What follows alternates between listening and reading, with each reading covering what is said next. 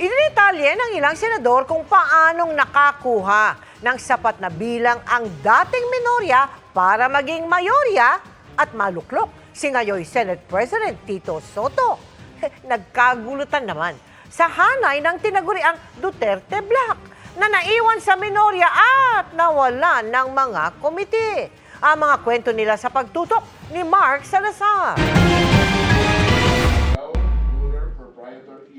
Habang abala kahapon ng Senado sa investigasyon ng Blue Ribbon Committee tungkol sa flood control scandal, nabubuo na rin ang isang kudita para palitan si Senate President Chis Escudero.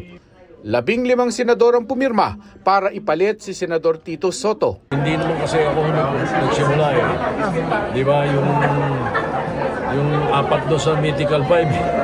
Apo.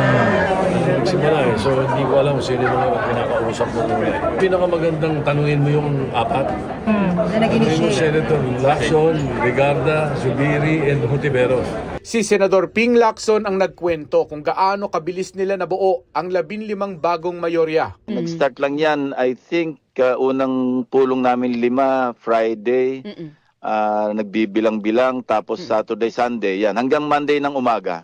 Nung sufisyente na, nagpirmahan na, merong draft reso, resolution.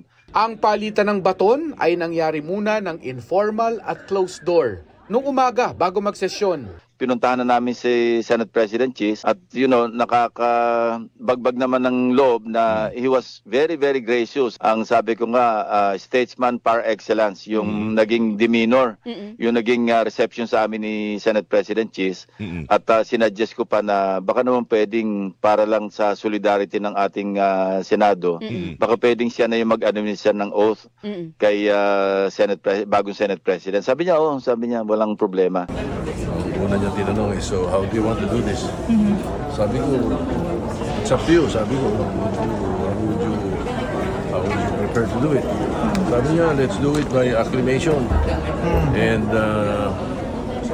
declare the position of Senate President Benga. Sabi ni Senador J.V. Ejercito, isa siya sa mga huling kinausap para imbitahan sa bagong mayorya.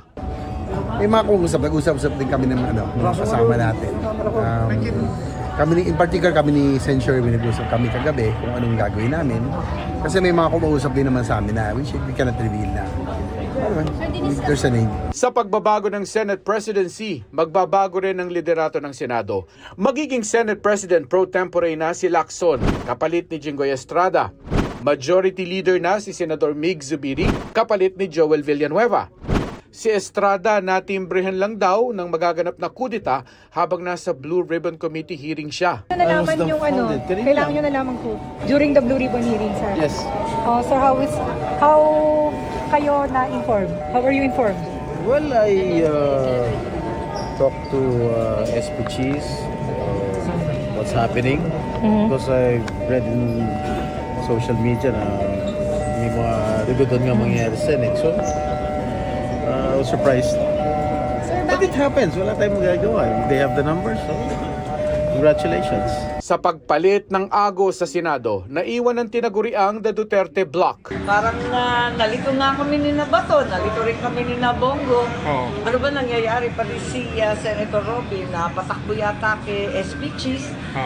Nagkakalituhan bakit yung Duterte Block na out kami?